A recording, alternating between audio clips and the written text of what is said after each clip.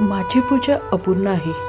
पूजेसाठी रोज मी उपकरण स्वच्छ करते, पण जोपर्यंत विकारांच्या मलिनतेपासून मन स्वच्छ होत नाही, तोपर्यंत माझी पूजा अपूर्ण आहे. रोज देवासमोर मी पांढरी रांगोळी काढते, पण त्या पांढऱ्या रंगाप्रमाणे माझे मन धवल निर्मळ होत नाही, तोपर्यंत माझी पूजा अपूर्ण आहे.